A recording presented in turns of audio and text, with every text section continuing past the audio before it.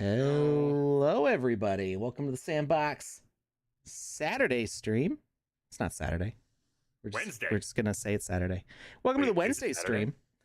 No, it's not. Okay. It feels like it's already been a week. Everybody, it feels like it's already been a week. Such a big week. It's so much going on, so much happening, so many plans happening. I guess I can talk about this because I was gonna say, can we? it got posted to Twitter. Not on the official thing. Who's going to LA? Anybody in the chat going to LA? Anybody like signed up for basically this time next week? Well, not this time Pacific time. This time 2 p.m. You can't Pacific see it time. right now, Alex, but I'm raising my hand. Lucas is going. I'm going. I'm going. Joe is going.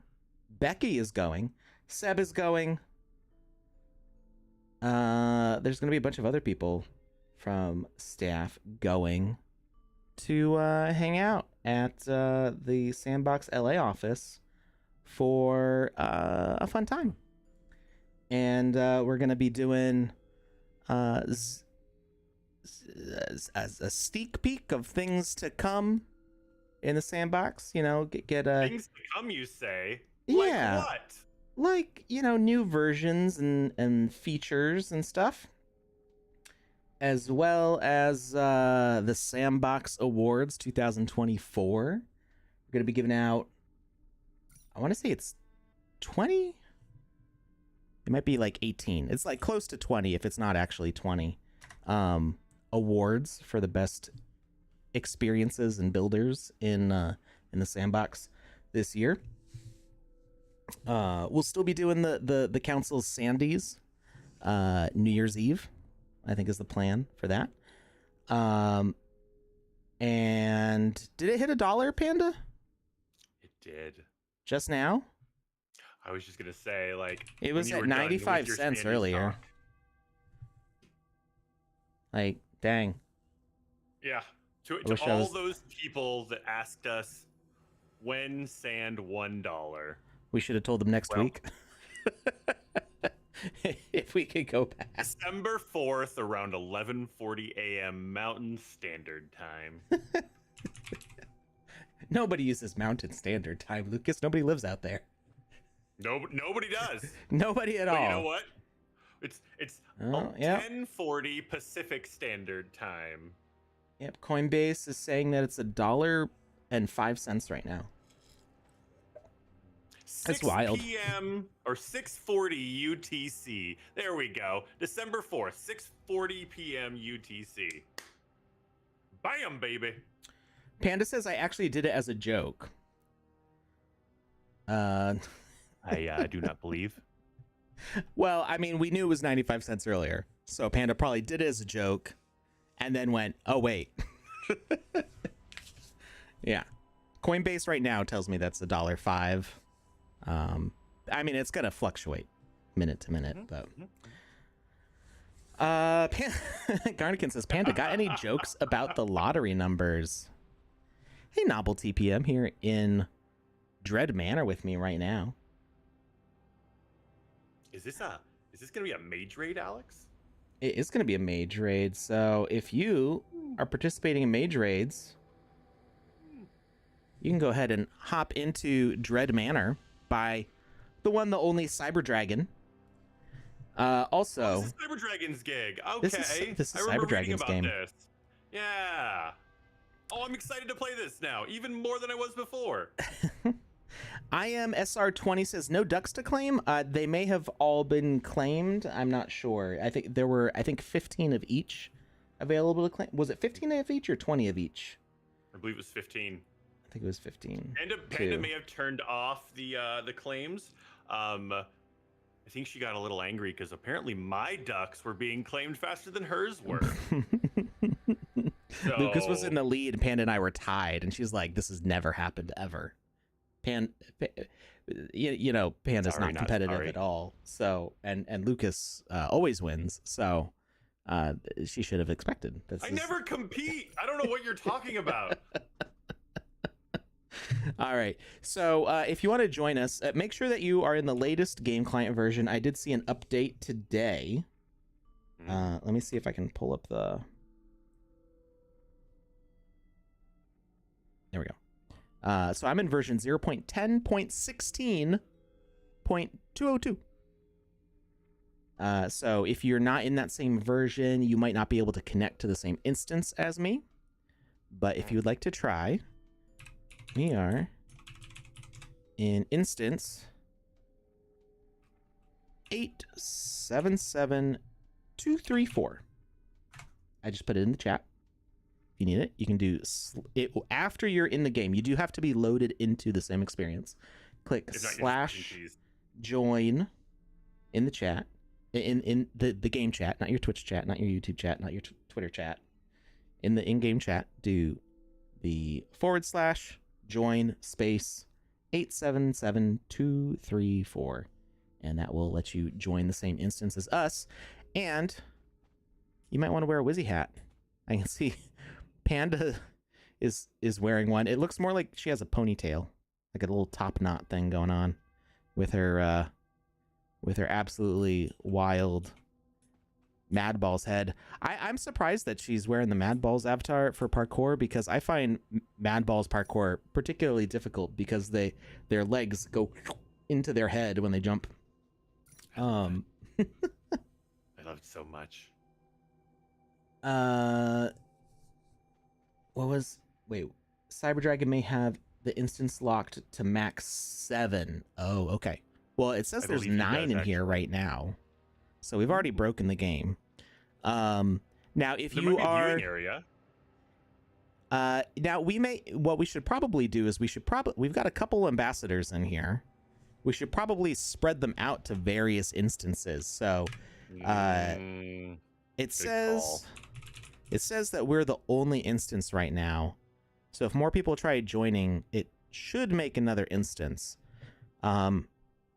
Ambassadors, if you could occasionally check to see if there's another instance that you can jump into to make sure that everybody gets a chance at the mage raids. But I'm also going to be doing bonus mage raid points because I promised that we would do mage raids, and it's been a little while since we've done them on the stream. Our ambassadors have been busy doing lots and lots of mage raids, taking lots and lots of screenshots, but we haven't done one on stream in a little while, and I wanted to make sure everybody gets a lot of points out of this. So if you fill out today's giveaway form, which is not ready yet, well, I mean, it might be ready, but it's not posted yet. We'll do that later. Just make sure that you fill out that form. Everybody who fills out the form will be allowed to get points as long as they're registered for mage raids. If you're not registered for mage raids, go to discord.gg/Wizzyverse. It's in the chat. That is our official channel for Wizzyverse, and all the information you need is in the announcements, and the ambassadors can answer any questions you have about it. If you've got Wizzy hats, you might want to put them on. You know what? Should I use some speed? What do you think, chat? Should I give myself the advantage? I'm going to ask you to rephrase that.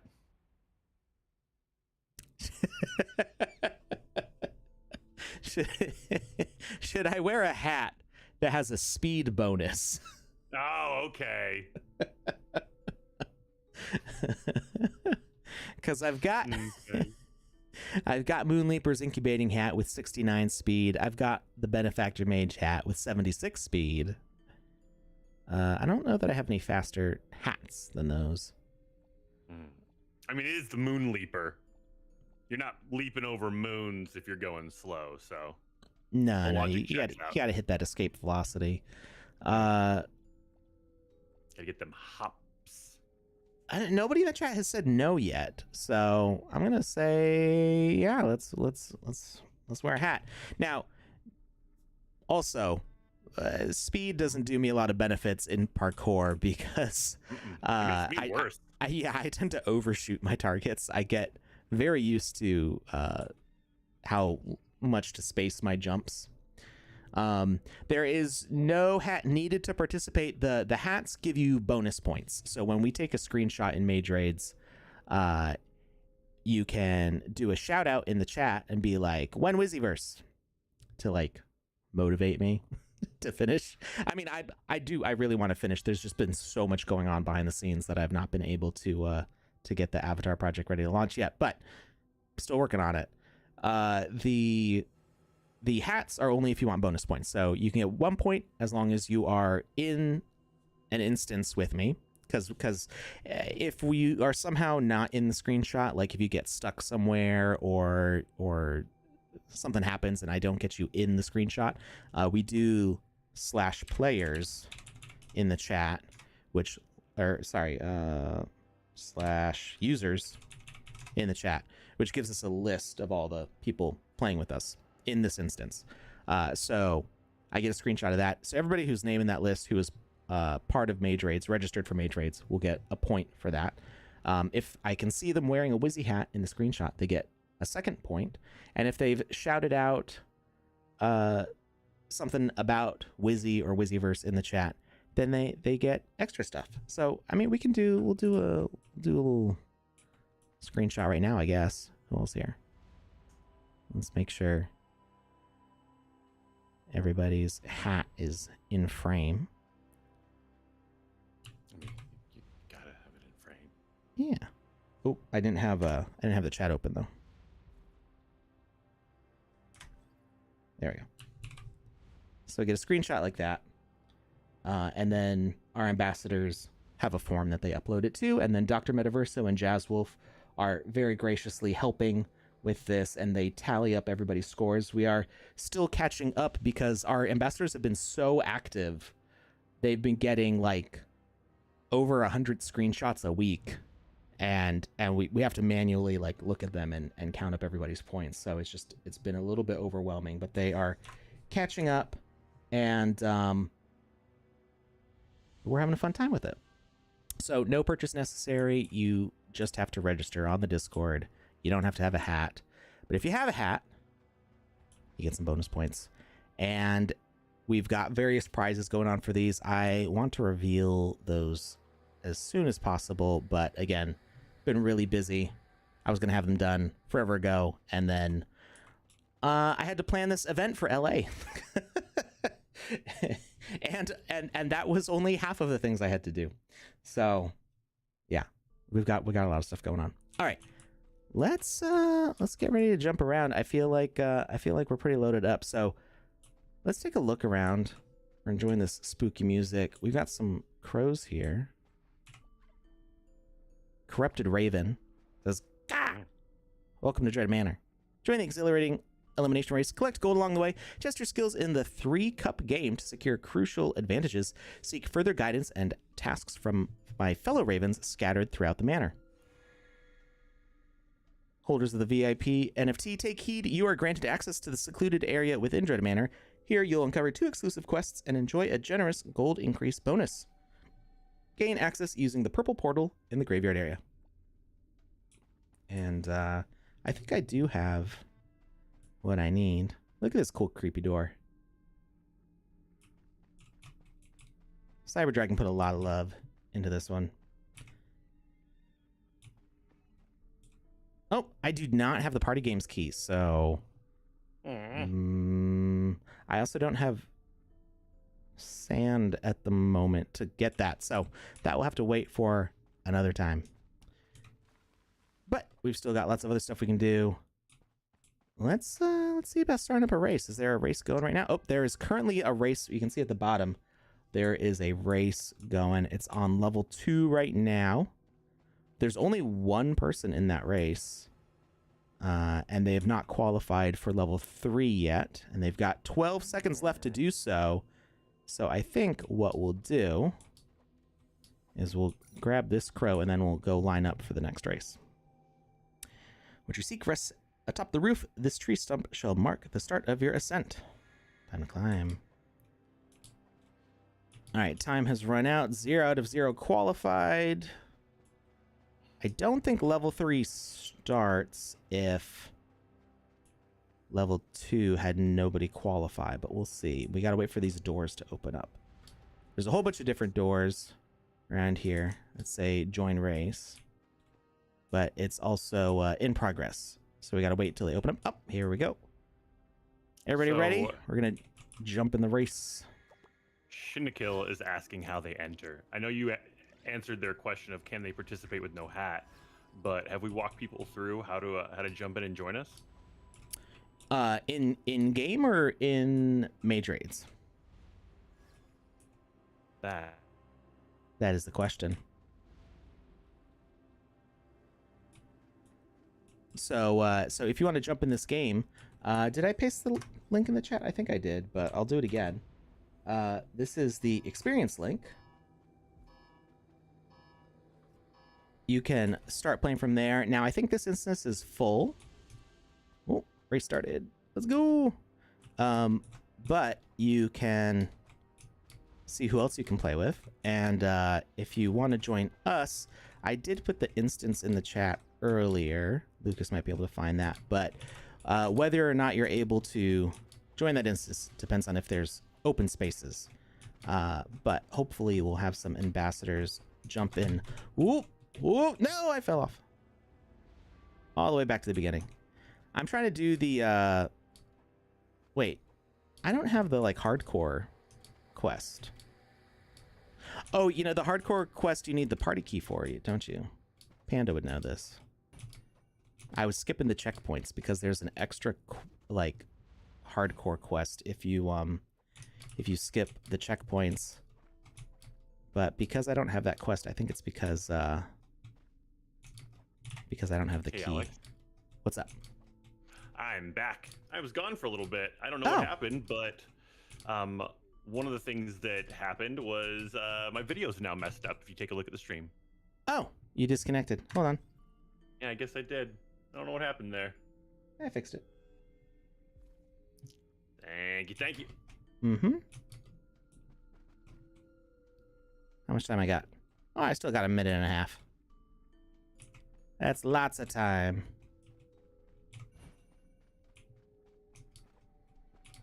For doing the first qualifying round. Ah! I slid right off. Yeah, Panda did too. So I don't feel too bad.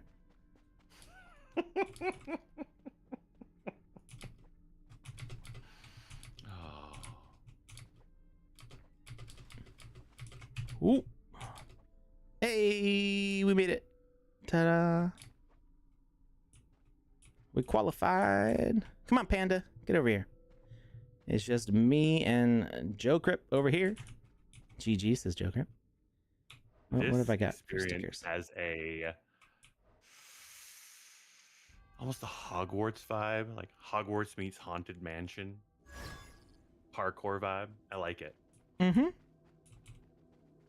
Yeah, it's a little mix of them. Little Beetlejuicy. There you go. That's the descriptor I was looking for. Ooh. Ooh. Ooh. Nope.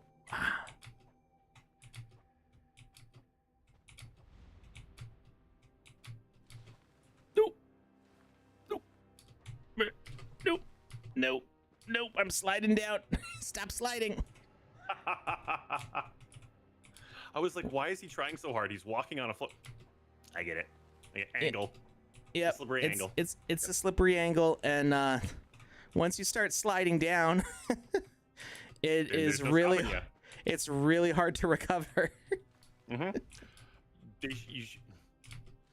They should make it so that you can, because I know you can't bump into it. Wait, actually, can you? Can you bump into another person? Can you bump into, like, say, Panda? Okay, I didn't think so. No, we phase through.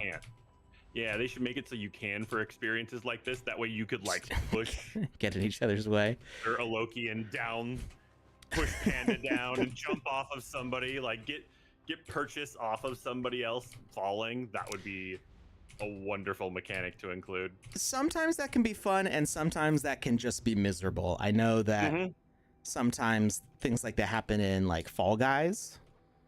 And people get big mad when they're getting griefed. Ooh, ooh, ooh. Oh no, I fell. Yeah, no. I went all the way across that way just to fall down.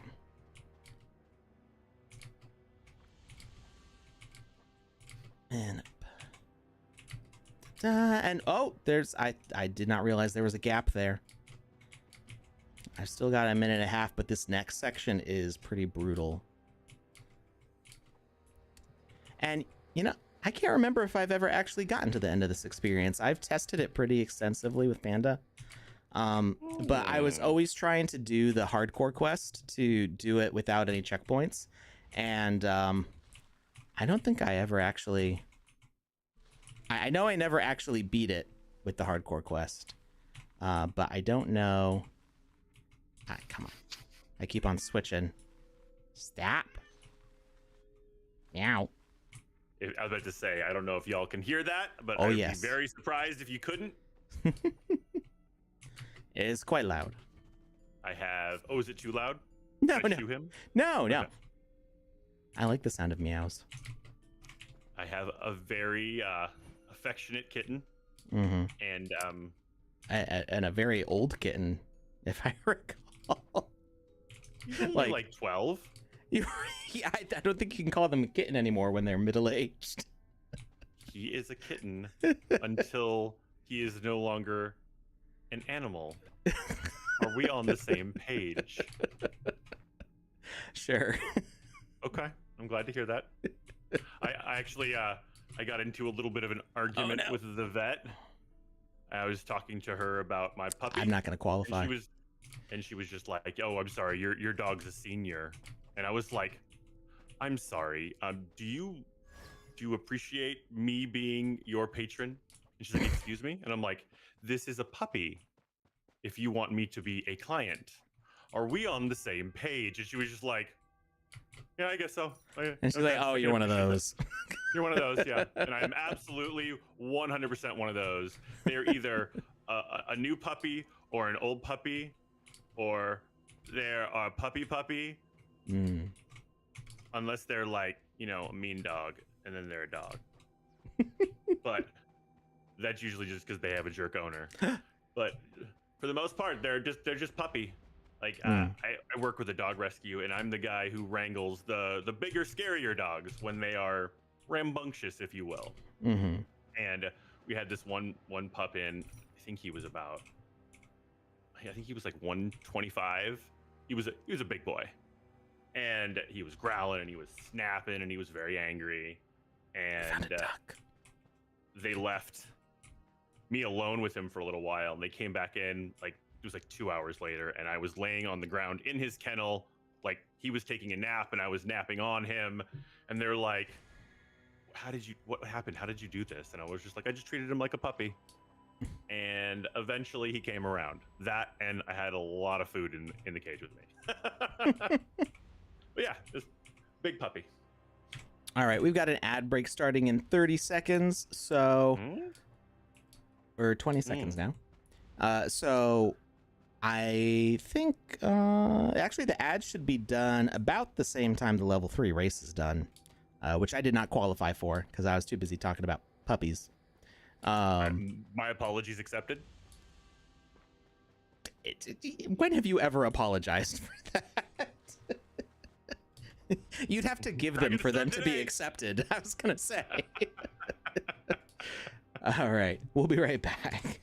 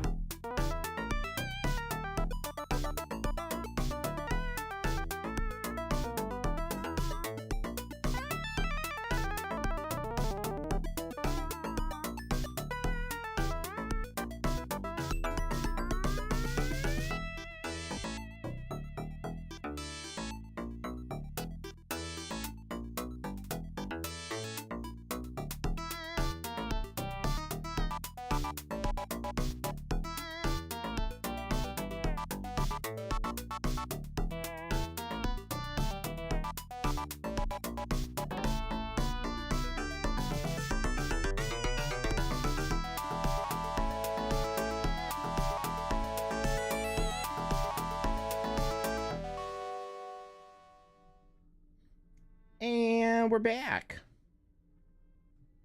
So I think I misunderstood somebody's question in the chat. They asked about taking screenshots of the stream.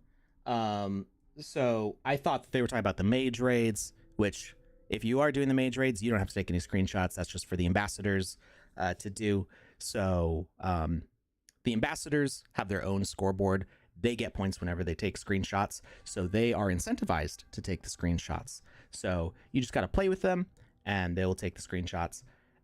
You do have to register though, because that's how we know where to send your rewards, and we know that you want to be involved. If you're not registered, then you don't get anything. But after you register, all you do is just play games with us. You don't have to take screenshots or anything. However, the question seems like it was addressed to Nightbot. Do we need to take screenshots of the stream for the Clipper raffle? And no, you just need to make clips. So is it Control X? Is that the command on Twitch? I don't actually know off the top of my head. If you hover your cursor over the Twitch screen, then you'll see a bunch of icons appear, bottom right, bottom left corner. In the bottom right corner, you'll see one of those movie clackers, and it actually says clip next to it. And so, yeah. But it's Alt X. Yeah. So you, Alt X, there it is. So this little button in the bottom right corner says clip. You click it, and it will give you this little editor.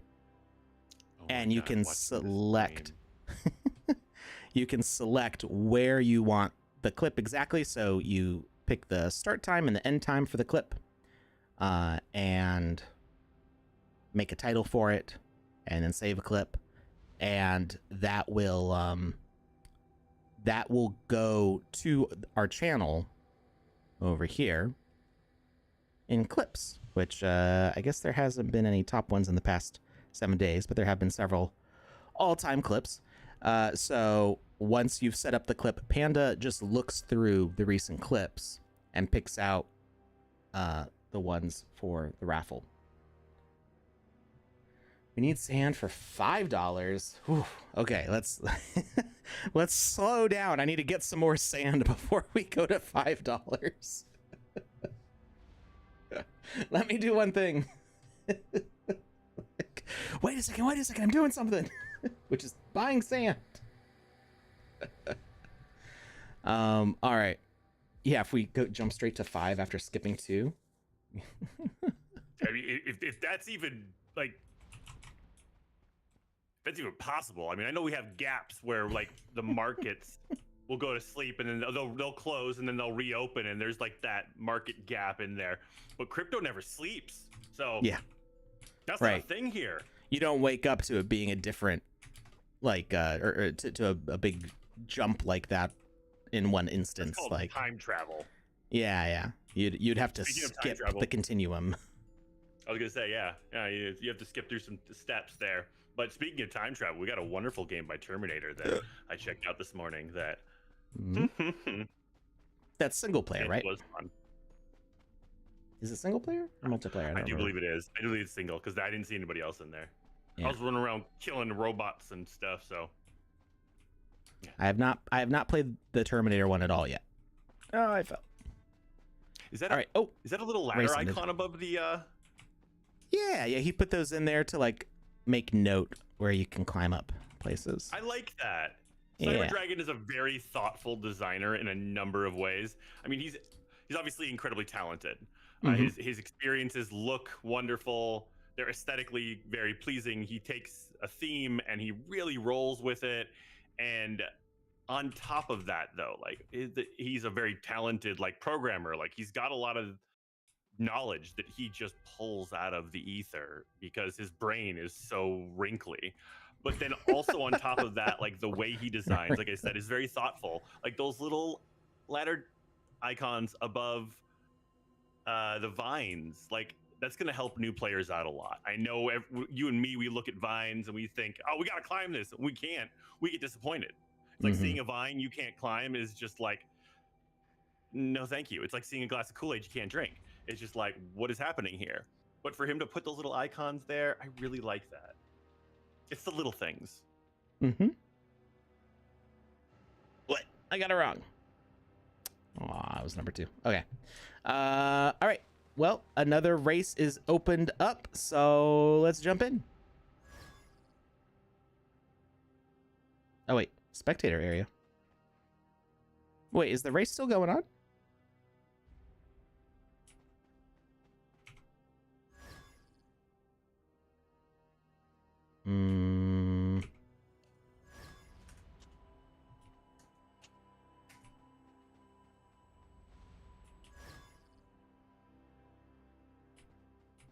All right, I don't remember how to 0 to 1 qualified. Okay, I think the variables at the bottom got mixed up from something. Oh, yep, I see somebody running on the course right there. Or wait, level 1 just started? Did I go to the spectator area instead of the race? Did I go to the wrong place? Maybe they went to the wrong. Maybe they're racing through the spectator arena. All right. Well, I gotta talk to this crow here. So if you get power levels, you can actually mess with the players while they're racing. But I don't have any power levels right now. If somebody would like to clip the moment of the stream where Alex talks about clipping, I think that I would actually really appreciate that for a couple of reasons. One, I don't know if you saw Twitch, Alex, when you were doing that, but it had this like delayed like window in a window, and it was like the windows would open up. Infinity mirror. But it wasn't like an instant infinity mirror. It was like a slowly producing one. And it was really fun watching that. But also too, because a lot of people out there want to know how to clip or what they need to do for the clipper raffle. So that could be really helpful. So if anybody wants to do that, I would really appreciate that. Panda says you get a raffle ticket if you clip it. So I went to the wrong area. It does say spectator area, but I was too enthralled by the eldritch eyeballs that I just was hypnotized and walked right into the middle door and into the spectator area instead of starting the race like I was supposed to. It's the eyeballs. They got you. It was the eyeballs. I was kind of hoping that there'd be an Easter egg associated with this golden numpad, but I'm not sure that there is. I think I asked Cyber Dragon, and I don't remember what he said. It's like one of those golden YouTube records. It's just hanging on the wall. Yeah. All right, but we do need to grab these ducks. There's 5 more hidden ducks. And I know some are on the roof. Did I already grab one from... I think there was one on this plate that I already grabbed.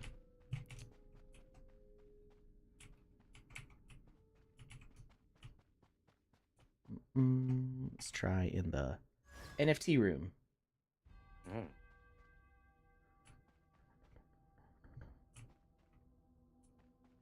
Huh. They did that. The duck being on this side of the plant was actually because of me, because I spent like 3 hours trying to find that last duck, and it was just on the back side of this bowl. And when I finally found it, I was like, that should have been easier. Like, I mean, I was ashamed. I was like, why did it take me so long to find this? And Cyber Dragon was like, you know what? We'll make it a little bit easier. So where is it?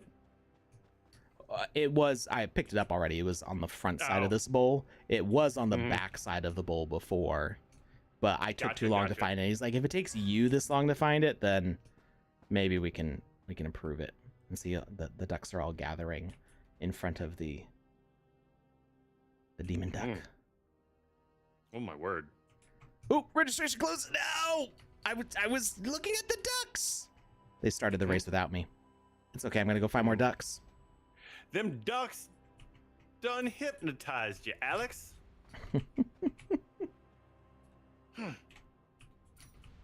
Also, I don't mean to judge a duck by its cover, but they look like they're up to no good. A nefarious intent if ever I've seen it. Oh my. I am without drink. Next ad break, I will have to remedy that. You can go grab a drink whenever you would like. I'll allow it. You are a fair and benevolent overlord. Hydration is important. Mm.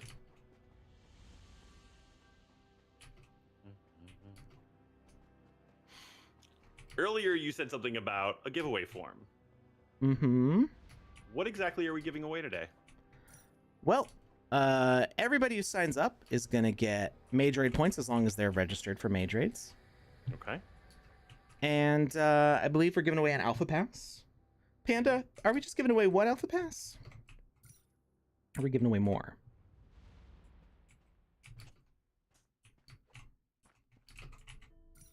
Five Alpha Passes. Hello, Duck. 5 Alpha Passes, and I think we should give away some ducks, too. Okay. And these won't count towards the claim ducks, obviously. Whenever Oh, the Twitch point those ducks? get re-added. Yeah. Yeah, I think if you're spending your Twitch points on ducks, you could also win a duck still, I think. I think so too. I feel like that's fair. Mm-hmm. Goodness, there's so many skulls in these. Well, there's some lethal spikes around, so. I'm just saying, like, there's so many skulls in these spikes. Like, is there no janitor in this dungeon? And also, like,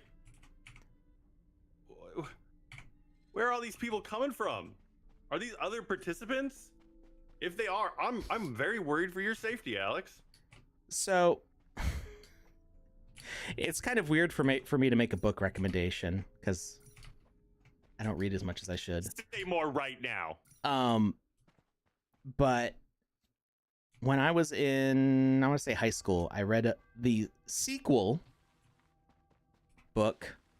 I've never read the first book, although I more recently I did buy the first book. I just haven't gotten around to reading it yet. But I can't remember if I just bought the book on a whim or if somebody gave it to me as a present. But the book that I got is the second in a series, which has not had a third book come out in I think like 20 years. Oh, the race is starting. The race is starting. How do I get down fast? Wait, I should just grab this key. Backslash respawn. No, I mean, I didn't want to do that either because the key, but yeah, I can do that now. I had to wait. No, I can go this way. There we go. Whee. Registration closes. Ooh, we're gonna make it. We're gonna make it. Did I make it in? I made it in. Whew. Whew. Oh wow, I didn't think you were gonna. I did not believe in you. That was.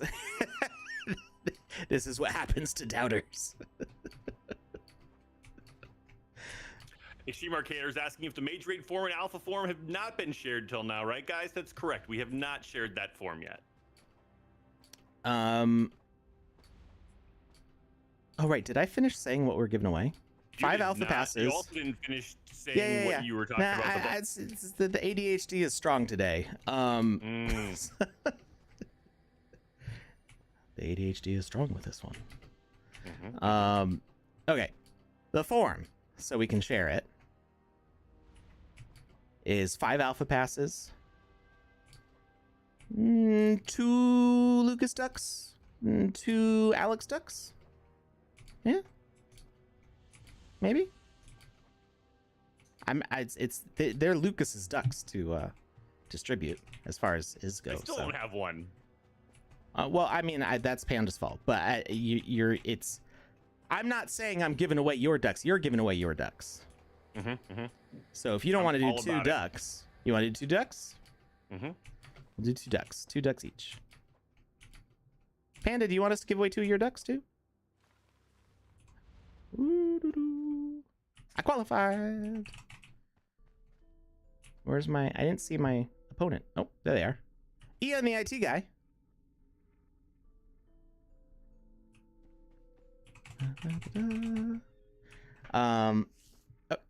Panda says, sure, go for it. Okay, so we're doing 2 of each of the 3 ducks, 5 alpha passes. Everybody gets major age points as long as they're registered. And I think that's enough stuff. That's enough stuff for 1 giveaway, right? Mm-hmm. Mm-hmm. Yeah.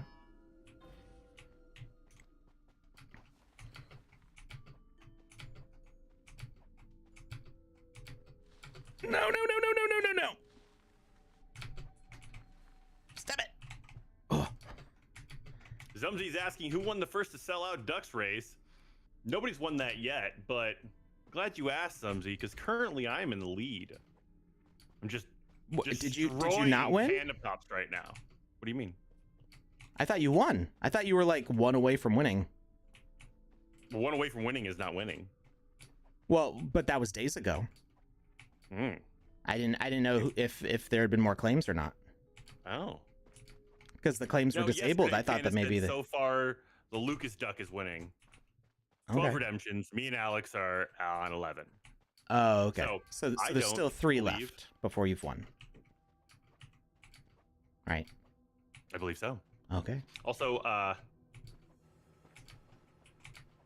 Shinakili is saying, I don't know how to register. You don't know how to register for what, Shinakili? We've talked about a couple things, so let's narrow that down just a little bit to help us out. Oh, I got lucky with that slide. That was pretty slick. That was some Indiana Jones stuff there. I've never had 2 slides right down the middle on the first try like that. Just line up perfectly. Yeah, that couldn't have been any better.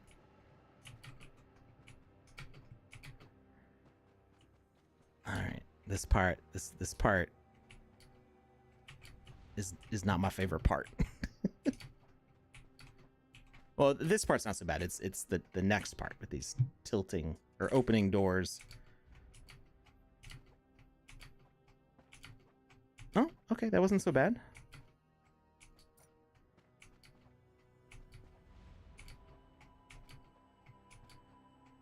So are you talking about doing a small avatar for these skulls? Or is there something on stage 3? Because I don't think I've made it to the end of stage 3 before. Bam! We qualified with 1 minute and 15 seconds to spare.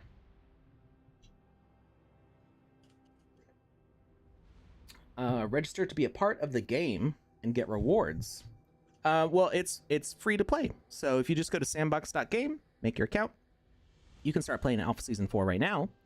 And the first 10 levels of the Alpha Pass have some free sand with them, which you can use to buy an Alpha Pass, which will let you unlock all the premium rewards. Or if there's Alpha Passes available for sale, you can purchase one, and then there's more rewards that you can unlock faster that way. And there's also the giveaways on stream, and the raffle. There's lots of ways to get an Alpha Pass. All right. Ducks are mostly just for fun. Yeah. But in this one in particular, there's a quest associated with them. Not every time you find ducks will there be quests associated with them.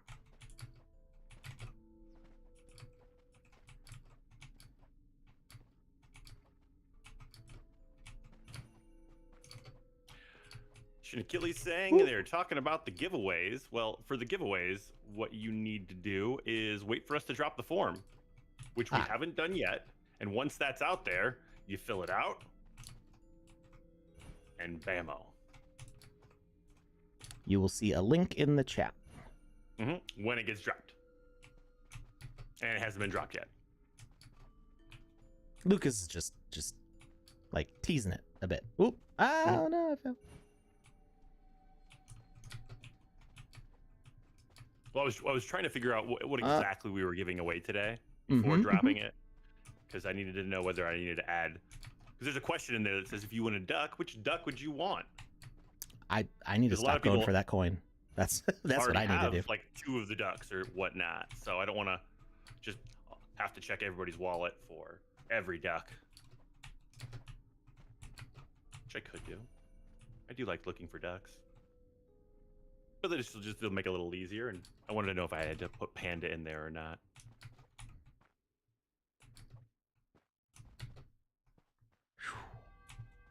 All right. Oh, there's a disappearing platforms segment to this. Oh no, thank you.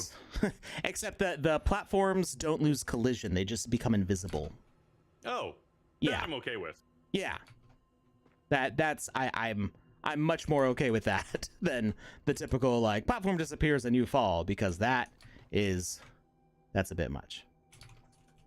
And then, oh, I see what you mean about jumping under the skulls with a small avatar. Oh, I so thought I could jump over small this. person avatar as opposed to a medium template avatar. Yeah, you're shorter, so you don't. Whoa, I just rolled off the platform. Can we stop dying? Come on, you. Me. You can do this.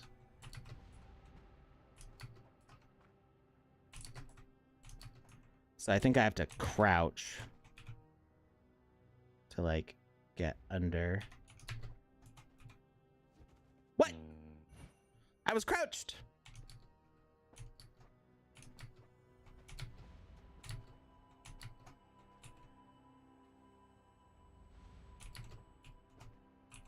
Ah! I'm gonna run out of time, aren't I? I've got 15 seconds. Let's go! No, I ran right into the saw blades. If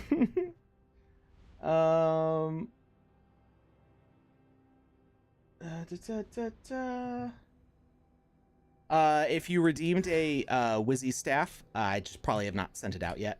I usually try to do that on the weekends when gas is low, although, well, the Wizzy staffs are still on ETH mainnet, so timing does affect that giveaway a little bit. All right, who's gonna race with me? Ian, the IT guy, you up for another round right now? What about you? Always. Alkanib? Who else is here? It says we got 4 players. Play Game for Fun has been here at the entrance this whole time. Play Game for Fun, are you stuck? You just chilling? Just chilling? Okay, the orange Wizzy hat looks really good on the robot with the orange accents. Mm-hmm.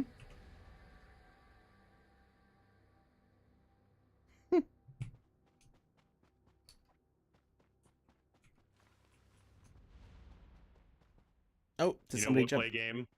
Ian, the IT guy jumped in. Away. Have fun. Just hang out and relax. I'm missing 2 ducks. You're basically missing all the ducks at that point.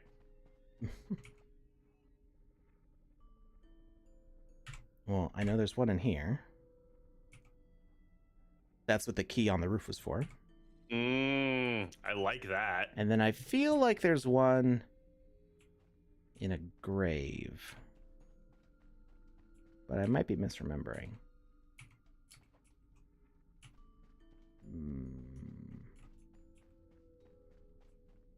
We're short 1 duck.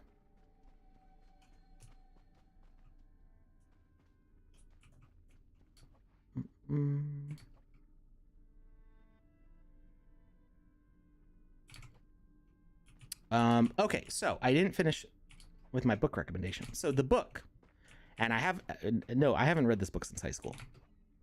So how good or bad the book is, I don't know. I'm not a great literary critic. You choose your own adventure, so you make the decision.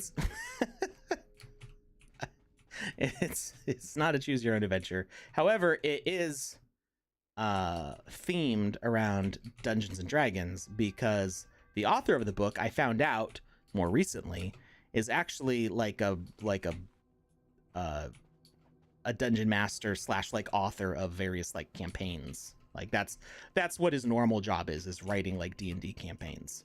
But this is a comedic novel, as if like, so you know how the Dungeons and Dragons movie felt kind of like the antics that a normal Dungeons and Dragons party would get up to? Absolutely. Especially when Chris Pine like just clocked that dude with his like layered his little instrument. It was totally something a bard would do. But go on. And when the guy basically rolls a 1 on his spell to like become somebody else, like he becomes Chris Pine, and then his face gets all melty. It was such a well done movie. I really enjoyed it. It was a lot of fun. I loved that movie. Mhm. So yeah, like it's that kind of feeling of it being like, okay, we've got our warlock, and we've got our barbarian, and we've got our rogue, and all these various things. But they do things like the barbarian and somebody else like get into some sort of, I don't know if they were just going to a tavern or if they were like in a drinking contest, but it ends up with the barbarian like chopping down a giant oak tree with his sword because he thought it was a giant. Oh wait, no. I believe the barbarian is he's a giant with dwarfism, or he's a giant dwarf.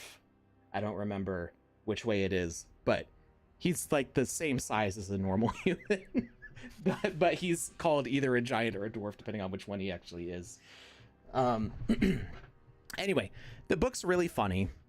I think it makes some references to the first one, which I have not read yet, so there's probably stuff that I missed.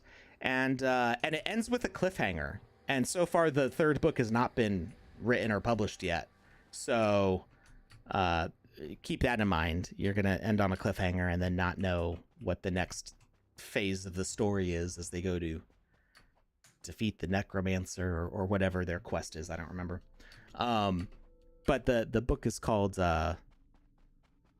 One Adventure Hold the Dragon. Okay. From the Teacups and Sorcery series. Teacups and Sorcery. I think that's what it's called. But yeah, the title of the book is One Adventure Hold the Dragon. Okay. Yeah. And I don't remember why I brought that up. There was a reason in the moment why I brought this up. I was talking about like what the game. No, that was a while ago. Yeah, I don't remember why either. I remember there was a reason. There was a connecting point at some point. Yeah, there was a reason to bring up that book, and I don't remember what it was. Oh, dungeons, janitors. So there's a scene where one of them gets captured and is taken down to a dungeon and is to be tortured, and the torturer it goes into great detail about why he's so fastidious in keeping his space clean, because it's no good torturing somebody if they die of an infection. Like he doesn't like when dungeon owners and torturers fill up their dungeons with refuse and trash and rats and stuff that'll spread disease. He wants a nice, clean, sanitary dungeon, so that way his victims can stay alive for as long as possible. So that's why I brought that up. It was just a funny bit. I like it. It's fun when you can tell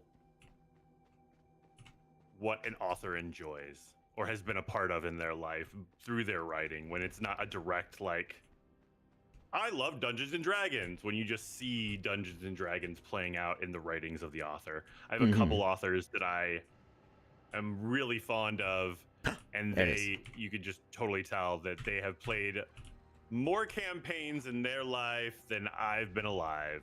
Like, it's abundantly clear. I'm reading this one series, or I should say reading. I'm listening to it. I'm doing the audiobooks for it because it's so much fun. But it's called Dungeon Crawler Carl. And it's like this weird mix of like end of the world apocalypse, Hitchhiker's Guide to the Galaxy, and Dungeons and Dragons all in one. It's the only way to describe it is you're very sick and you're having a fever dream, and the bits and pieces of your fever dream are being mixed with somebody else's fever dream and somebody else's fever dream. And that's what this book is. Like, I can't even begin to describe it, because without the context of the book itself, you're just going to look at me and be like, you sound like a madman. Because it literally, I've had my wife look at me multiple times while I'm describing the book, and she's just like, I can't follow. It's not that I'm not trying to. It's that what you're saying sounds so disconnected from any type of a book I've ever read.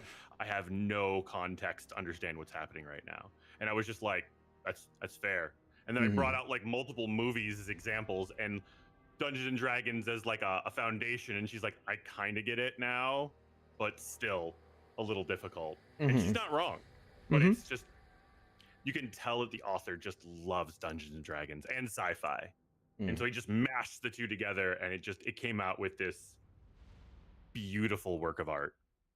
I would say that the characters in What Adventure Holds Your Dragon do feel kind of like Hitchhiker's Guide to the Galaxy in the way they interact with each other in ridiculous ways. Okay. But it doesn't have the heavy narration of Hitchhiker's Guide to the Galaxy, where like the narrator will explain a whole bunch of. There's a lot of exposition in Hitchhiker's Guide to the Galaxy explaining the universe that's not part of the character dialogue. Kind of more like there's another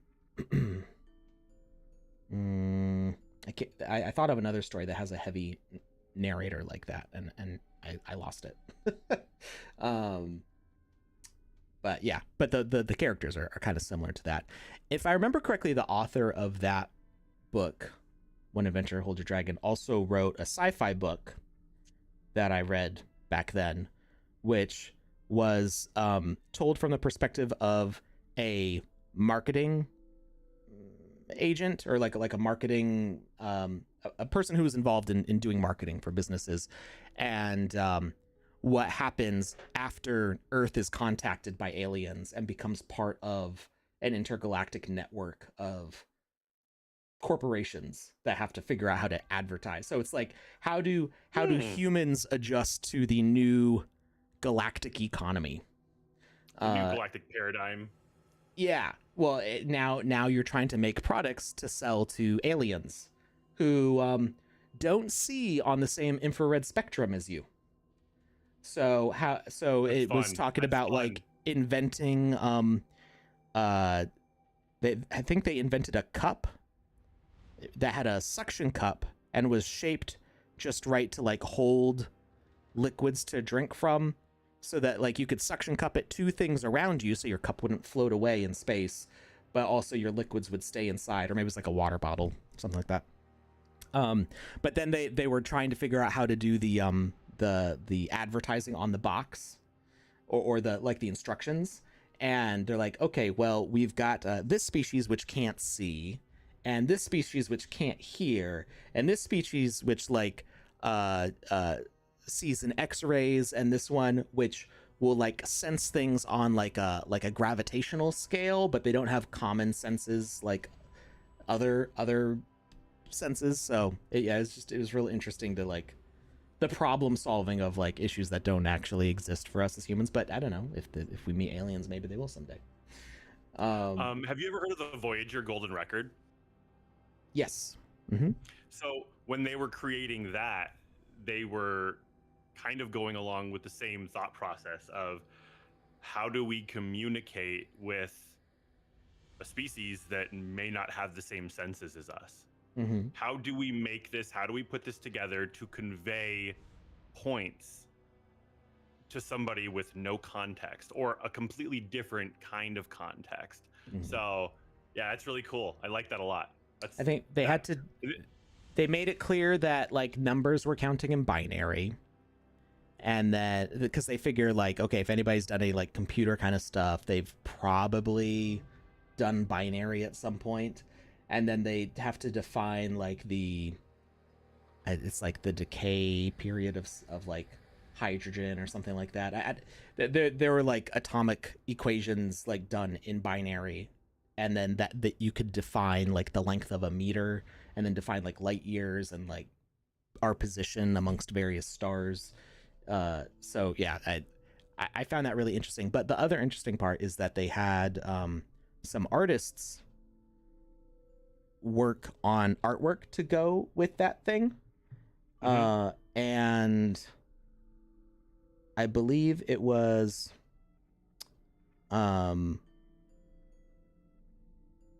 this might not be the exact same thing. This might have been on a computer chip that not the Golden Record. I might be misremembering, but Andy Warhol submitted a piece of artwork for that, and he said it was his signature.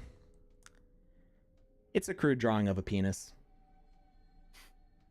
That was Andy Warhol's contribution to the artwork on this thing. So even back in like the 70s, we're like trolling aliens before the internet.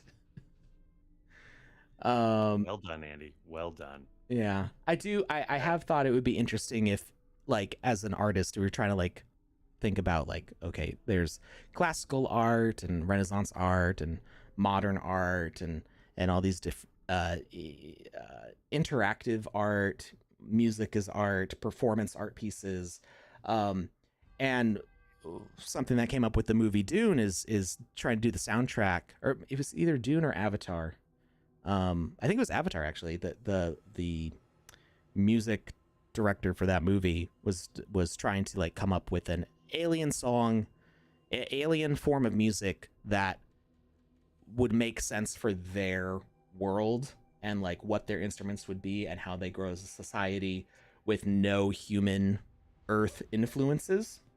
And I don't think they even ended up using it because it was just so alien that they felt that audiences like wouldn't connect with it. But it was an interesting concept for if you want to be a little more like nerdy about these things. And I was thinking, like, what about aliens that like never evolved the ability to like see or hear in the way that we know them? What if these are aliens that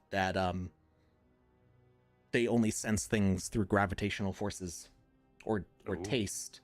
Now taste you could taste you can like, we have food as art, right? What if they had like pictures through flavor that like were not, if they consume art through like touching surfaces, and the way they perceive the world and their artistic expression is through what we would call flavors, and like we do food as art, but it's not our primary sense, right? We for consuming art is like sight and sound is what we think of for art. But then we also have perfume, which is sense. But just thinking as an artist, like what other perceptions of reality there could be? Could your brain be sensing the gravitational pull between things as like your main way of, and you would maybe have to be like a really big alien, like the size of a planet, to like feel that much gravity? Just weird artist thoughts. The things I think while I'm driving and music's not playing. I read a book one time where the aliens, they didn't have the, like you said, normal senses like we would consider normal. And what they did was they saw through what we considered pain.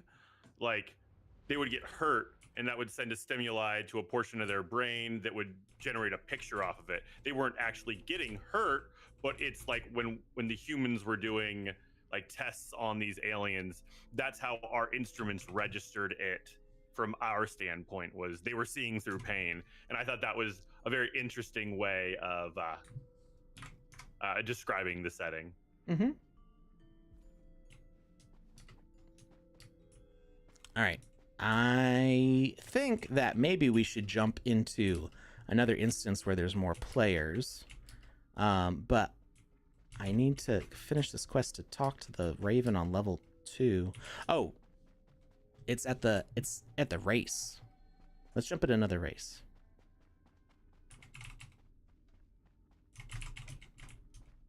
Alrighty, you guys gonna come with me? Play a game for fun, moved away from the door. Finally.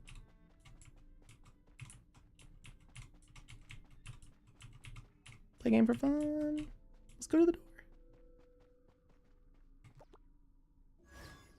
I need to talk to the Raven on level 2 and the Raven on level 3.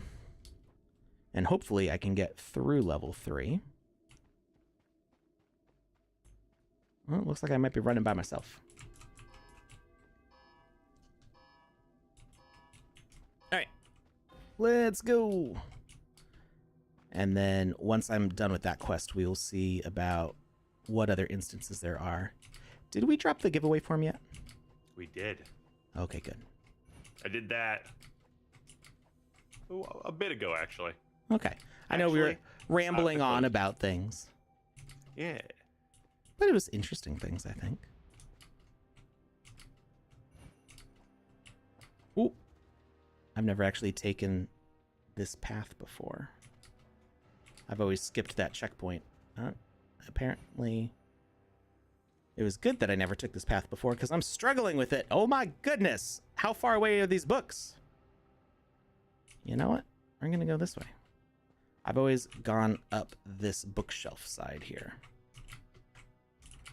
which is how you skip the checkpoint anyway for the hardcore quest.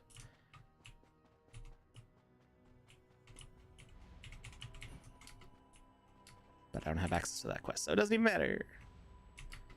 Whee!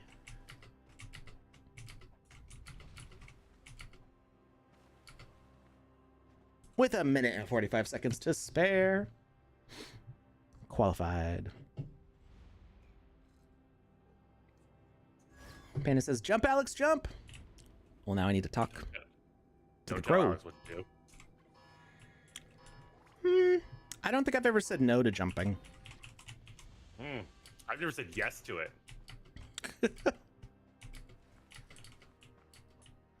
You've only sung yes to it.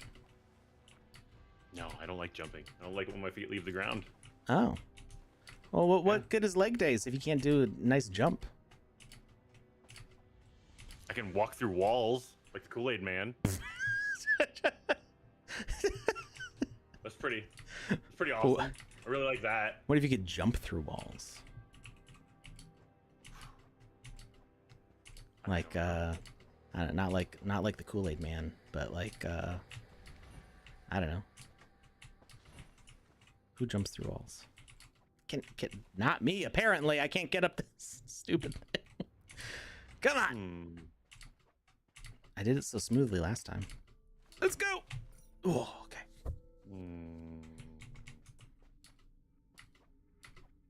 I'm not even gonna bother with climbing up the curtains because I always fall on that last jump on the curtains. Does Mario go through walls ever? Maybe a little yeah. There's like Easter egg things. Yeah.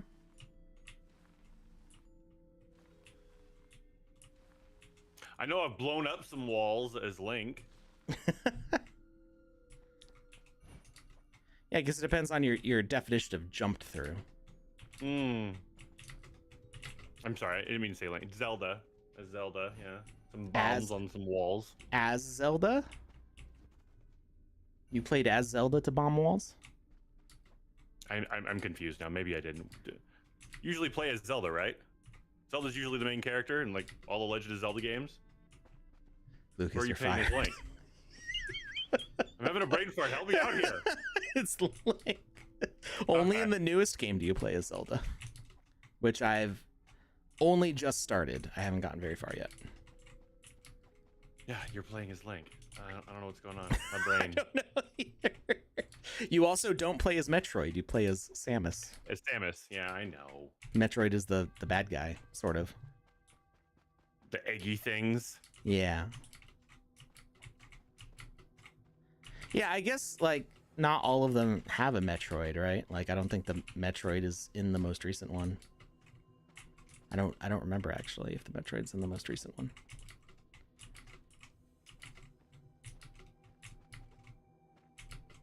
But like jellyfish with claws. All right, Yeah, it's a space jellyfish. That's a good one. That's a good way to describe it. No! Okay, I'm struggling with these doors here. I just need to talk to the Raven on level 3.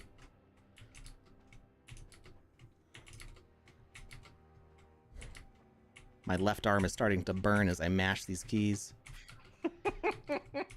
Getting a little arm workout. There you go. Getting my pump on.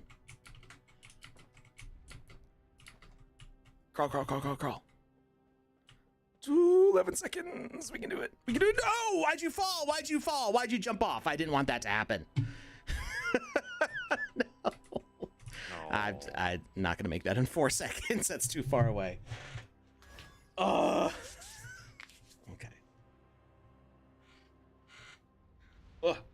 I need like a wristband. or something. Like one of those things that were bowling, little wrist guard. Yeah, maybe. I don't know if that would actually help or not, or just wait. Just Sorry, in the way. everyone. I have disappointed you. What'd you do? Oh, with the link. The link. Yeah. You are no longer allowed to video game. I lose all gaming privileges, I guess. My B. You committed the cardinal sin. There's no higher offense. That's fair. I'll be honest, it has been a while since I've played one of those games, so my brain was fuzzing on me. Look at Ian, the IT guy, with all the speed gear here. I recognize some of those pieces. Not for me. I think some of the longer jumps you could probably clear. Like you could probably jump straight clear without them. I mean, well, you can get from point A to point B without any equipment at all, but you might be able to get from point A to point C or point D while skipping point B with some of the equipment. Nobody likes point B.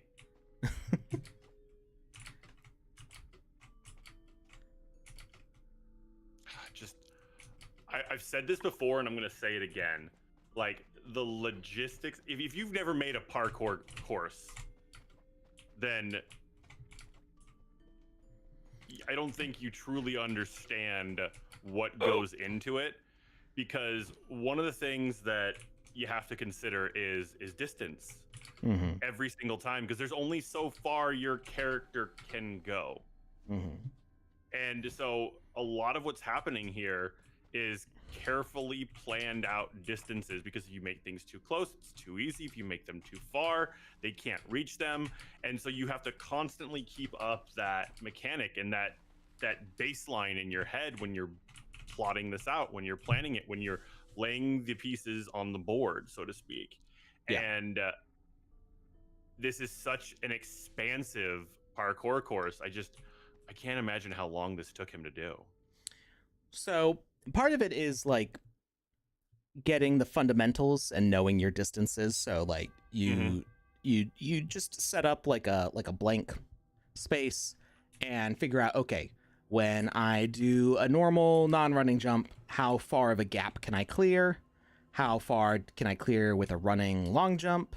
And maybe if you want to try like coyote time, figure out how like long after clearing off of a platform can you still hit jump and still accomplish a jump. So yeah, you can figure all those measurements out and then give yourself a cheat sheet, which I imagine many of our level designers have, of just what those distances like are.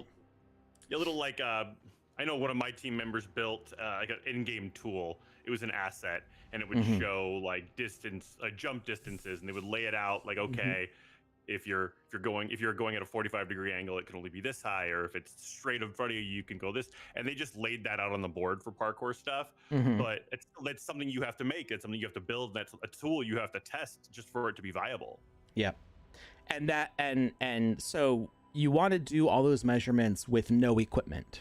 You want to know what's the base level, unless you provide equipment in your game and say, hey, you need to be wearing this hat or a more powerful hat in order to clear this distance.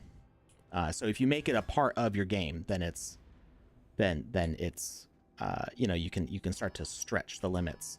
But you don't really want to make a game that somebody needs to bring in their own NFT equipment in order to beat, and not provide them with any options in game, because there's going to be players who connect and then will be like, oh, I can't do this at all. But if you provide them with an option, then it becomes better. I will say, with 0.11, most of what you knew before could be going out the window. As far as distances. So your old games will still work, and you can still make games with the old measurements. But there's going to be a whole new world of options for you, and you'll get to find out what those are soon. I'm excited. I'm excited too. Like we're about to crack open. Big old egg of knowledge. Like a Kinder Surprise egg of toys. Just like chocolatey goodness on the outside, and a surprise toy inside. You know, the European style, not the American style, where it's like split down the middle. Like we've actually got the toy inside the egg because we understand how to not eat toys. I'm sorry, if you put a toy in candy, I'm gonna eat it. I'm gonna do it. Can't stop me. Can't stop, won't stop. Can't stop, won't stop. Now I did. Especially if it's in the shape of an egg. My dad, back before they were banned, my dad went on a business trip. The ones with the toy inside the chocolate? Yeah, they're back, I believe. Because I know there's the ones with the toy next to the chocolate. Oh, they actually took them out and like put them on the side. Well, so the original kind had a little yellow, kind of like a really big fat pill shaped yolk.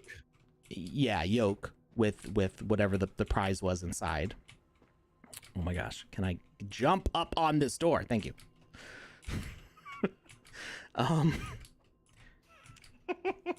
Let me just get to the next. Oh my god, get to the next checkpoint. You can do that.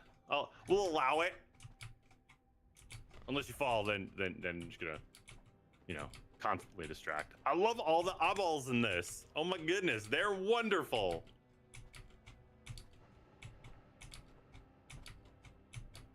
Okay, checkpoint. I got 30 seconds. Yeah, I'm just not gonna talk for a minute here.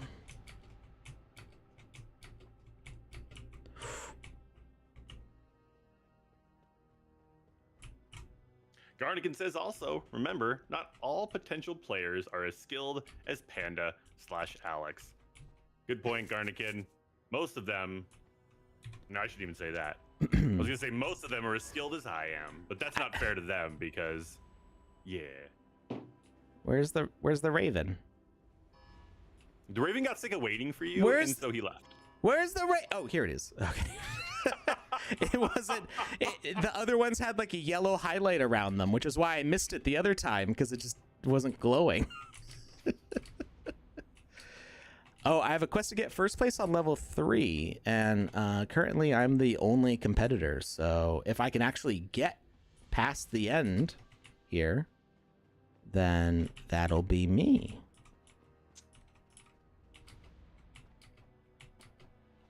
Let's see if I can pull it off. The other parts of this level aren't so bad. Like sometimes they look bad. Like here, I can just jump right across. That's easy. And also, it became a lot easier when I realized that I could jump through the blood and guts here. Mm-hmm. I thought that it would kill me, but it doesn't. And then we've got the disappearing platforms here, which are not so bad once you realize that they just turn invisible. They don't lose their collision. So that's not so bad. But what is these starting in 4 minutes and 20 seconds. These saw blades murder me all the time. And then these skulls, I have just not figured out how to get past them successfully. They just coming in hot. Okay, that wasn't so bad. I gotta no wonder. They're leapfrogging you. Ah no, why did I didn't jump, I rolled. If you roll into spikes, that is a surefire way to die. I learned that they a long do tend time to ago. do that. All right. Learned that at a really tough family Thanksgiving one year. I rolled off again. I need to stop doing that. It's because I'm trying to run, but I'm trying to do just a little tap on the run, and it's the same. Crouch. It's the same button as roll, so it's what messes me up. Yeah, you should stop that, Alex. Extreme Arcader asks, Lucas, do you work with VoxEdit or Game Maker? I should say I dabble with VoxEdit a little bit here and there just to play around so that I understand the tools and what Alex and Panda are talking about. Hey, we did it! As far as it's the first Game time I've Maker ever is won. concerned, I have worked in Game Maker. I haven't done it in the newest version at all. I've never been in this room. 0.10 at all, but before that, I was in there like helping with like world design and stuff like that for my team when we were actively building experiences. But like the programming side of it, not so much, more of asset placement and things of that nature. Alex, you were saying? Now I get to do it with no checkpoints. Okay, I think that was a premium quest before. Because it used to just be up on the screen. And now I've got to do it that way. I've never, so this is the first time I've actually beaten it. Gosh, without any checkpoints. Purchase an NFT set.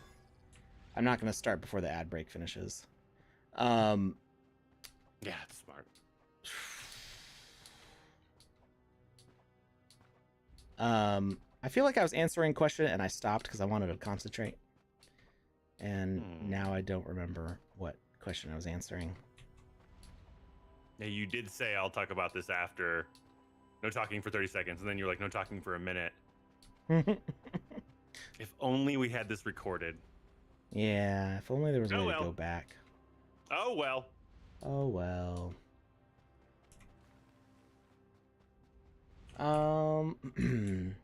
Maybe it was something in the chat. Was I answering somebody's question from the chat? Mr. Shan over on Twitter says, let's go, Sandbox.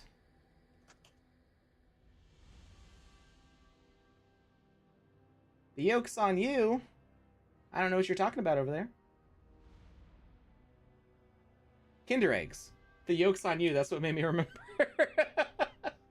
Kinder eggs. We were talking about Kinder eggs. Yeah. Yeah, it used to be like a yellow capsule surrounded by a chocolate egg. And that's what they still have in Europe. But then they were like, you know, these American kids, they just put the whole thing in their mouth and choke on the toy.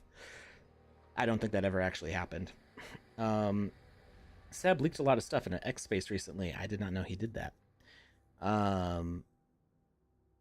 Was it the X space this morning? Because I was a part of that. I only logged out for like a couple minutes to make my breakfast. I don't know.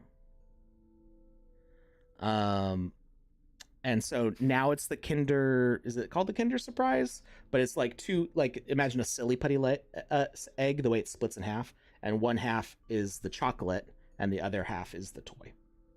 And there's like a layer between them, like a seal. So, all right, we got an ad break. We'll be right back. Ad break.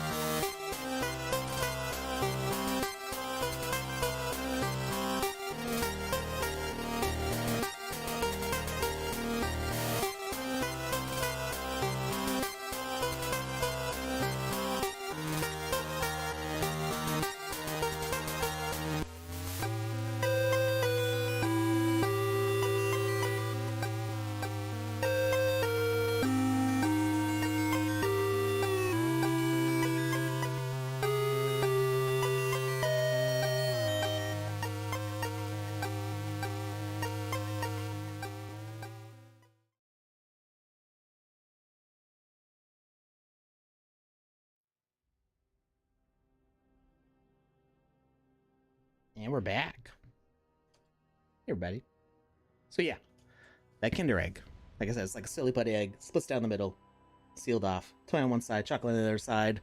No kids choking on toys. Hopefully. But my dad went on a business trip to Europe in the early 2000s or late 90s. It would have been like it was probably around like 2001, 2002. And he brought back some of the Kinder Eggs, which were not like they weren't imported to the US at that point. So like I don't think there was any rules against them. So he brought back some of those and some pull back and release like toy cars, really nice die cast models of smart cars, which were also not in the US yet. So back in like 2001 or 2002, I was playing with like a smart car model, and then like 5 years later, you're seeing them on the streets, and I'm like, that's weird. It's like I had advanced knowledge of smart cars. What do you mean by smart car? It's a brand of car. It's Well, I understand that. I'm saying like, but you're saying it was like a while ago, and they were like toys. So like, was it like really just a model of like one of the newer, larger smart cars? Like, I mean, they weren't imported to the US yet. Okay. So yeah, it was just a die-cast model of what those cars were. That's awesome.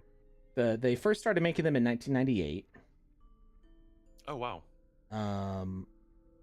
I think that doesn't exactly look like it. You're talking about those ones that are like the really smaller ones. They almost look like a toy car that somebody made bigger.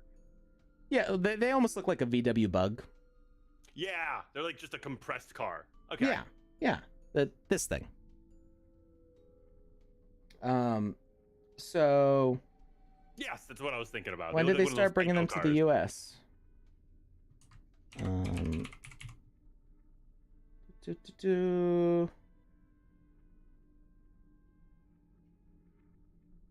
So while you're looking that up, I have a fun story about a smart car. There was, as you know, I used to work security in nightclubs, and I used to run security for a bunch of nightclubs. And there was this one guy who used to come into the nightclubs all the time, and he was very rude. Let's put it that way. And one night, he was very rude to some of my larger security guards. And one of them found out that he drove a smart car. Uh-oh. And outside of the nightclub, we had a series of dumpsters where there was actually a gap between the dumpsters. So I see where this is going.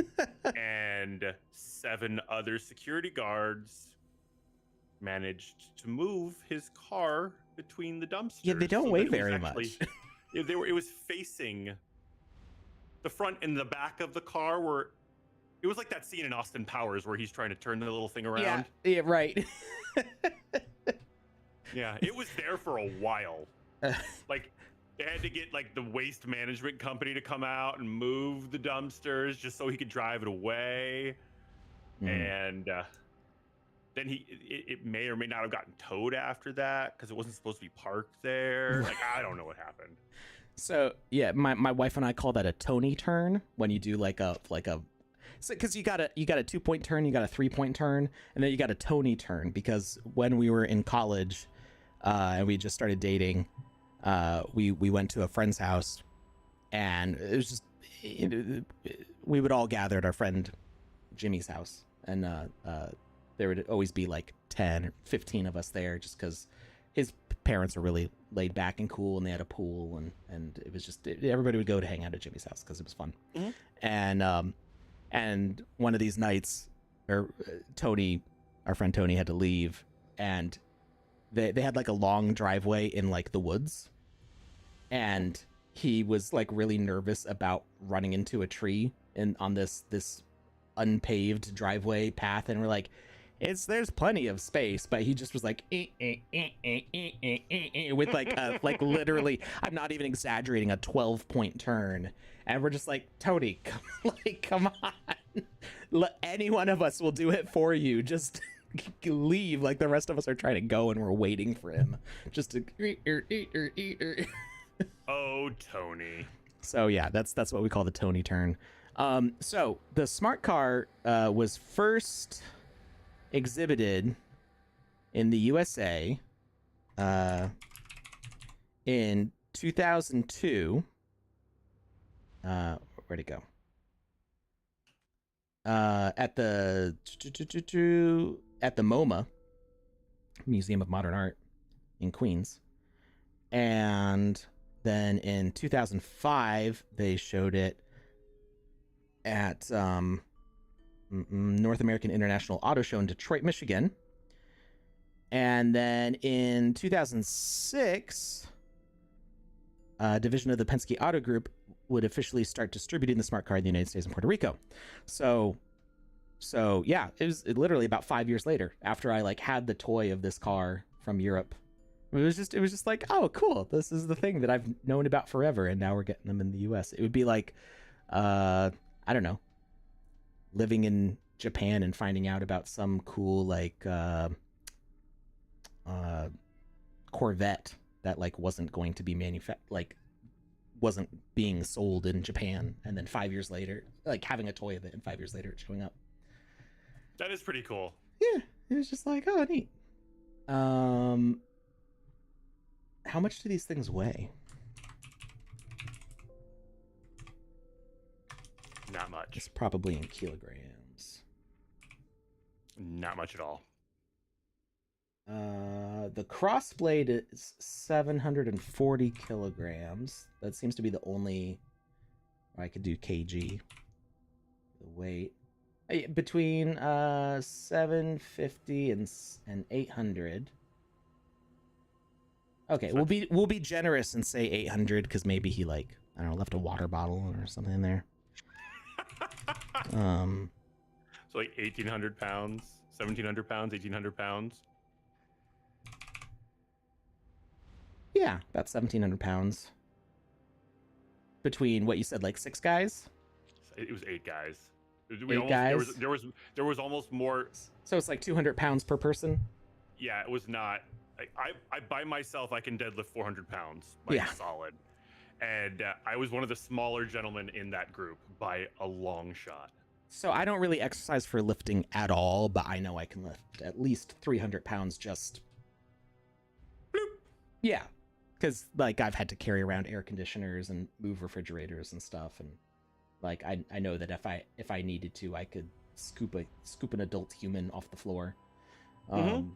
So yeah, that's not that heavy. Plus, I imagine like you don't actually have to like fully lift it off the ground. You can do a little wheel. Our biggest concern, you know, if this actually happened and I'm not just making it all up, our biggest concern was damaging the car while moving it. Right. We didn't want anything to happen to it. Of course not. If we ever did something like that, you know. Yeah. In this hypothetical situation. We're writing a book. We're practicing a play. Ooh, where'd you get the werewolf stuff from? From this game? Yep, so the coins that you collect from the race course and around the mansion, you can use to buy items in the shop, and that does another quest.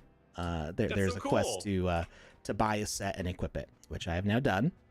And now I'm gonna give it like one try, because easily this could become like a 3-hour stream of me trying and failing over and over again until I finally rage quit, as the BitFox pointed out. So hey, Huddle, watch it with a 3-stream streak, and Sir Alkin. All right, I'm gonna do another race. I'm gonna try it once, like real serious. Did we announce the giveaway winners?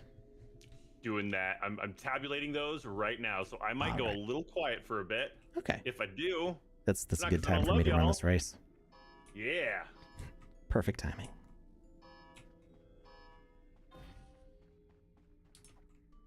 So the key here is not running too fast. We're going for accuracy, and we're trying to skip all the checkpoints. So sometimes we have to take some unconventional paths.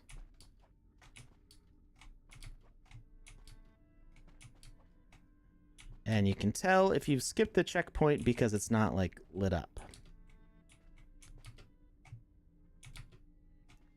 And there are ways to skip every single checkpoint. There was some concern that maybe there wasn't an alternate path, but there always is. Nope.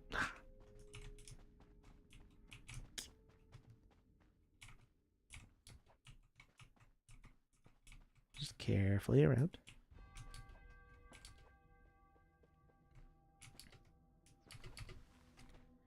And the key here is like not to fall at this point, right? Because I'm right at the end.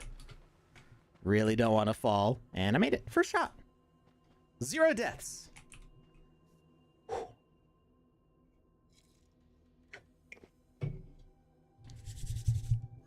We're off to a good start. Mm-hmm.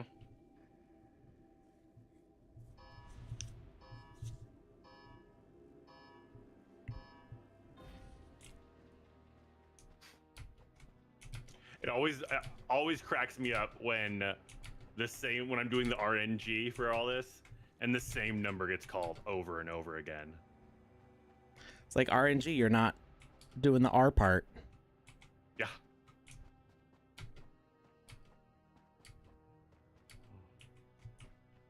Okay, this part's not too bad because there's a floor underneath us. So if we fall, not a big deal. No stress.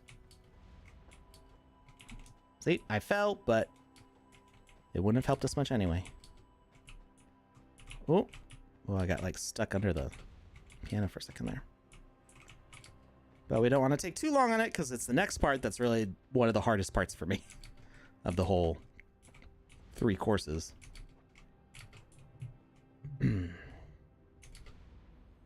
What? Still got 2.5 minutes.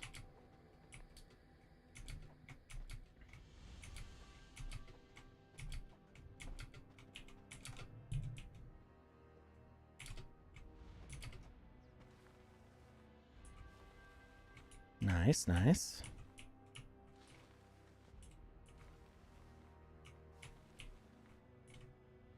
Okay, carefully walk around this one. And a little hop, and a little hop. And a little hop there. Whew. I almost did not make that jump. Okay, here's another part where the fall is not good, but it's not game over.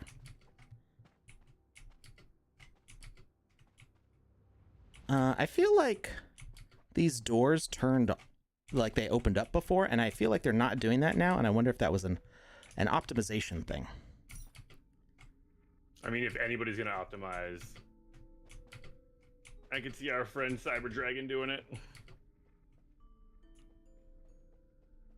Okay, we're good, we're good.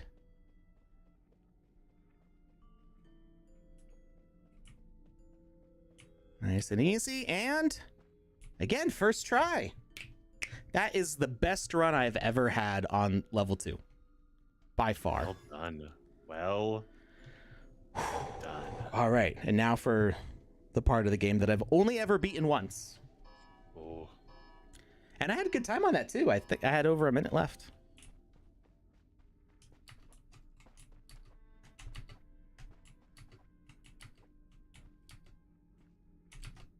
Okay, here we need to skip that by jumping on these little ones. Okay, we made it around.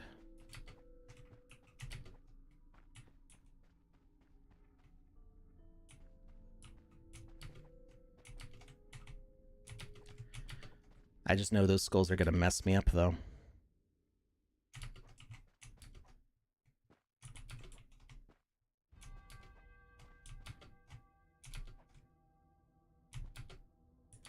No! Oh, I didn't jump far enough. I thought I could clear that. Okay. You got a little bit more pressure Alex. now. Well, I think I didn't press the shift key Button. long as I needed to. Yeah. I often forget to press the buttons.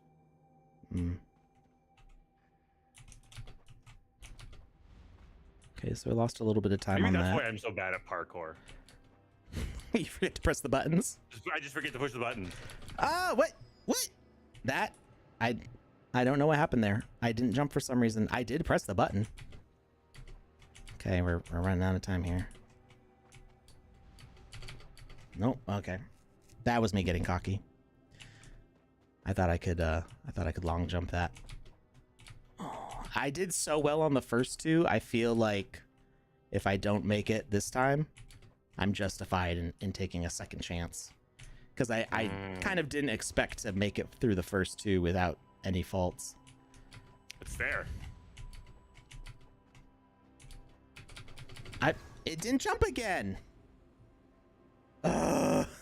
Is something in that part causing you or like pulling you It's down? probably the roundness of the barrels is not like recognizing it as a platform. So you are pushing the button. It's just not. The jump is it's not jumping off of it. Yeah. The jumping isn't jump enough. I've got 45 seconds. I can make it in that amount of time, I think. Go West says sometimes on the barrels it won't jump due to the angle. Ooh, I needed to be on the higher platform. I don't think I'm gonna make it this run. 30 seconds is not enough time. No.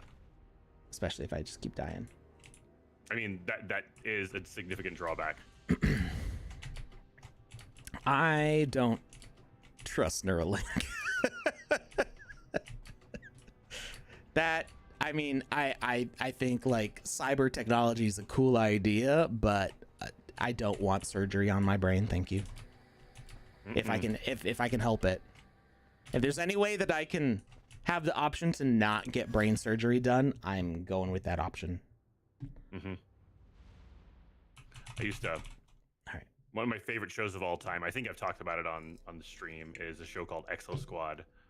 It was these like space fighters who would get inside of these giant exo frames. They were just giant metal battle suits. It was like Mech Warrior, but instead of the robots being the size of a building, they were like the size of two people stacked on top of each other. They were just bigger than regular people. Like three humans riding on each other's shoulders in a trench robot. In a trench coat. Yep. Alex gets it 100%. What they did was they controlled these suits with, they had handheld joysticks and stuff like that, but they also had like in the back of each pilot's head, they had this little like basically a plug, and the robots, when they would sit in them, would like plug something into them. And I remember even as a kid being like, I want one of those robot suits so bad, but I don't want no doctor cutting me up to put a plug in my head. I don't need a receptacle in my brain, thank you very much. So I'm kind of right there with you. I mean, I don't want like a company that Elon owns like sticking things in my brain. Yeah, I feel like he's got enough of the market share. He doesn't need more. Yeah, I will before I'd ever consider a Neuralink, he needs to fix the bot problem on Twitter. That's one thing at a time. You know, actually, I was reading on Twitter today that they did some sort of a mass bot exodus where they kicked a bunch off. So I'm not saying now you can sign up for Neuralink or anything like that. Don't get me wrong. I also saw a bot reply to this stream on Twitter already as soon as it came up. You beat me to it, because I was going to say, according to the news, they kicked all the bots off Twitter, but according to firsthand experience, that didn't happen. Yeah, my routine for starting the stream is I press the go live button, and then I go to Twitter and I retweet the stream link, so that way all of my followers, whether they're Sandbox followers or not, can see that we've gone live. No! Okay, that was a weird little bit of lag there, but made it. And when I went to go tweet or retweet the Sandbox's stream link, Mm-hmm. I saw that there was already a comment. And I was like, huh. I was and literally like 2 seconds after hitting go live on the stream. And it was some like Solana Jesus bot talking and giving using words that were used in the tweet about there being a dread manor and whether water would turn to wine, because that's the bot's persona is the Jesus of Solana, I think. I think so too. It was a little confusing. And I was Their just brand like, was very weak. I was like, what is this? And why is it here immediately? And yeah, and it's just right there. So We both got a good laugh out of it. it was hilarious, but you know, clearly the bots still exist. Clearly.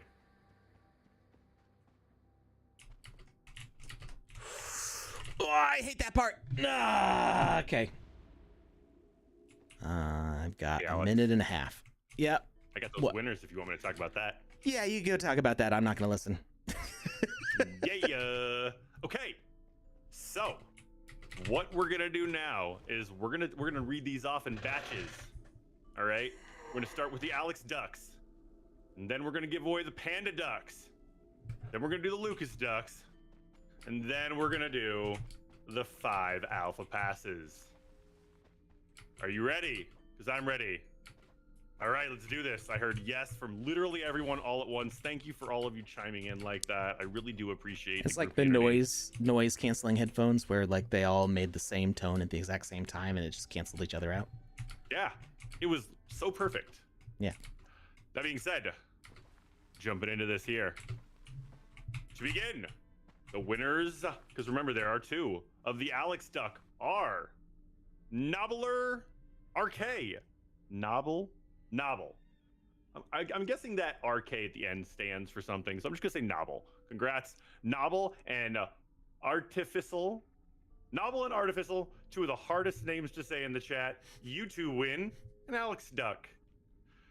Now, the Panda Duck, the Yolks on You and Masquita, you 2 won a Panda Duck. And finally, for the Lucas Duck, we have Lulalove9 and Blue Tulip 420. Congrats, friends. Finally, the piece de resistance. The Alpha Pass. The reason we're all here. The Big A. Those winners are Spret over on YouTube, ADJ over on Twitch, Shinakili over on Twitch, Extreme Arcader on Twitch, and also, finally, Metaverse Editor over on X. Congrats, friends. This is an airdrop. Unlike a lot of things on the Sandbox that are claims, if your name was just read off, that means you have won something that will be sent to you. You don't have to do anything. We have your wallet address, we have your email address, and we have your Sandbox username. We have all of these bits of information, so if we need to contact you, we have multiple means to do so. That being said, congratulations to all the winners. I hope you guys enjoy your winnings. Thank you, Lucas. Oh, Brett's over on YouTube right now. Congrats, Brett. All right, this is the last try, and then we're gonna see who we can raid. I actually already have a raid pulled up. Oh, nice. Who are we gonna raid? Today we're gonna raid somebody new. Today we're gonna raid Bryson. He is currently playing the Sandbox, so I know that the main Sandbox Twitter just tweeted about it, and he's in Chapter 7 the lab right now. He's in Deep Sea 1. Oh, the nice. quest is Chapter 7 the lab. So I'm going to go give him a follow real quick, and then when Alex is done, I'm going to send that raid through. All right. Yep.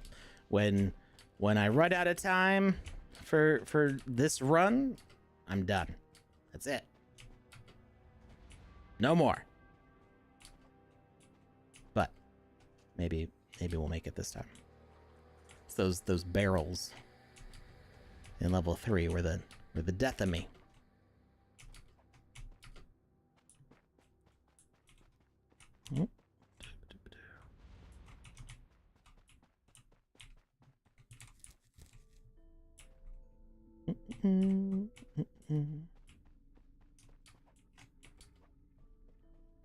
Got the first one down pretty well. I think the hardest part is that slide bit that I just did. The first slide, I tend to almost every first time that I hit it, I jump off of it incorrectly. And I think it's just kind of like getting warmed up with the timing. And then every time after that, I'm good. All right, race 2. Let's go.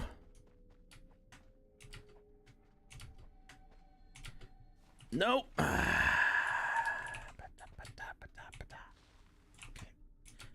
Patience. Accuracy. No. Why am I running off instead of jumping off? Jump. Jump. Jump.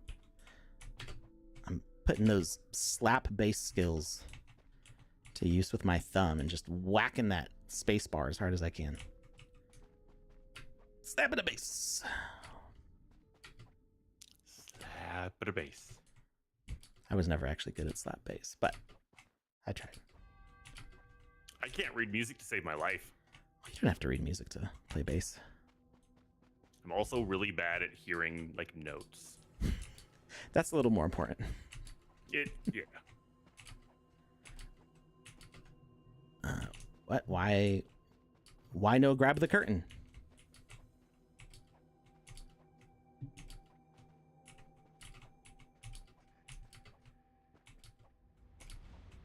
Grab the curtain. Grab the curtain. Grab the curtain.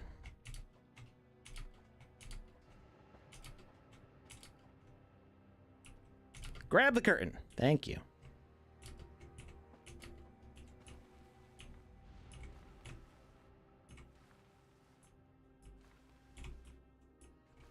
Ooh, I like warped through that. All right. This is the part where I always fall. Oh, no. And I fell. All right.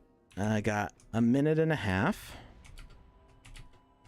As long as I don't do that, I can recover.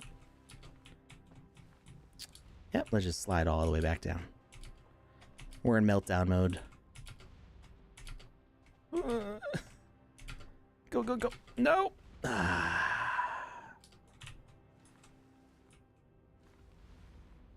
I think stage 2 is the hardest. That's like the great filter in this game.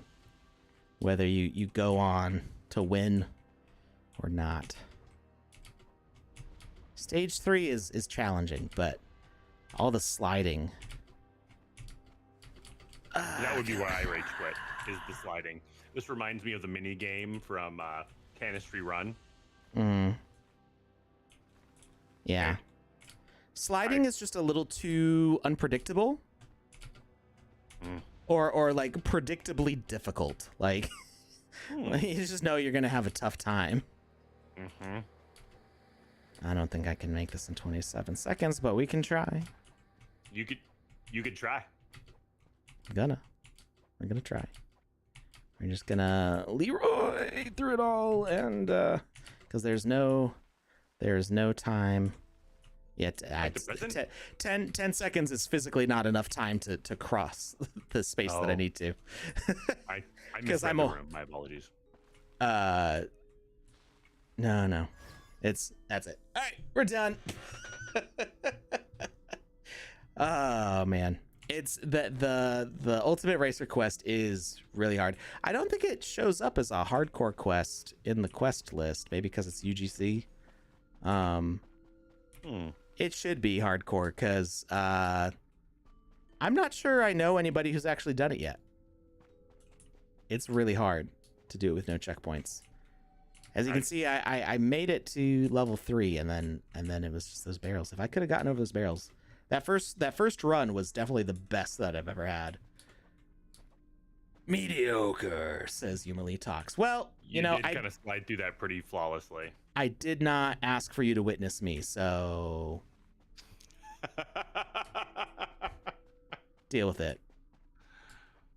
It has been dealt with. I will not see you in the halls of Valhalla, shiny and chrome.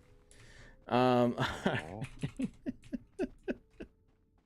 now my day is ruined.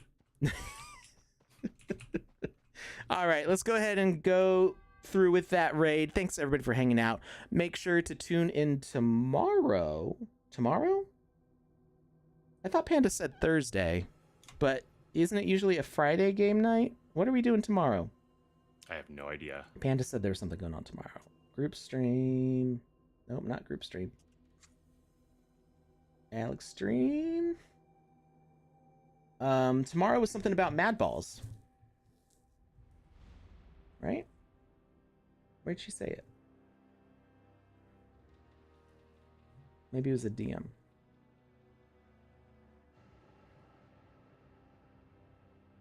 There we go.